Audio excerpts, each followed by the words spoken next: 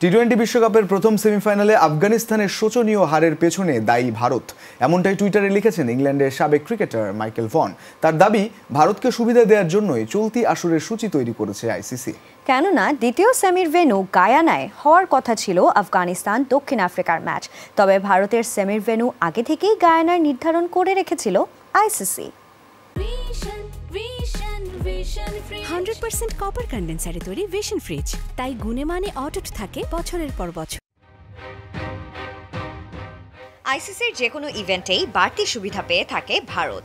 ODI, টি-20 কিংবা test, এই 3 ফরম্যাটের টুর্নামেন্টগুলোতে তাদেরকে অঘোষিত চ্যাম্পিয়নই নাকি করে দেয় ক্রিকেটের সর্বোচ্চ নিয়ন্ত্রক সংস্থা।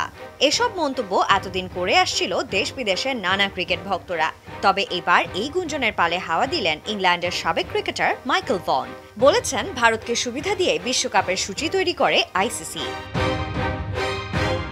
টি-20 বিশ্বকাপের সেমিফাইনালে মাত্র 56 রানে অল আউট হয়ে যায় প্রথমবারের মতো সেমিতে খেলতে আসা আফগানিস্তান।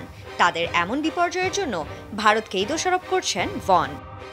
দক্ষতার অভাবে বিপর্যয়ের মুখে পড়তে হয়নি আফগানিস্তানের খেলোয়াড়দের, বরং সূচির কারণেই এমনভাবে পরাস্ত হলো আফগানরা। কারণ সুপার 8-এর ম্যাচ শেষ করে নতুন দেশে পৌঁছে আবার সেমিফাইনাল খেলতে মাঠে নামতে হয়েছে রশিদদের।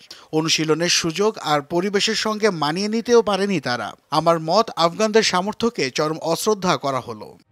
চলতি আসরে আগে থেকেই নির্ধারিত করেছিল ভারতের সেমিফাইনাল অনুষ্ঠিত হবে গায়ানায়। সেক্ষেত্রে সুপার 8-এ ভারত প্রথম বা দ্বিতীয় যাই হোক না কেন, এ কারণেই সুপার 8-এর গ্রুপ 1-এ প্রথম হয়ে উঠলেও দ্বিতীয় সেমিফাইনালে খেলেছে ভারত। প্রতিপক্ষ ছিল গ্রুপ 2-এর দ্বিতীয় দল ইংল্যান্ড।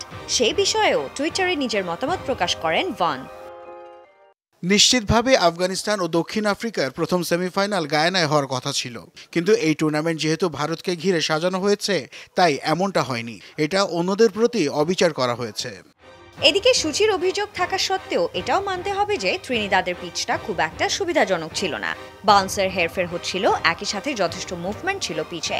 আর সেই পিচে প্রথম ওভারেই রহমানুল্লাহ গুরবাজকে আউট করে দিয়ে আফগানিস্তানের কাজটা আরও কঠিন করে দেয় দক্ষিণ আফ্রিকা। সানজানা আইভি, যমুনা স্পোর্টস।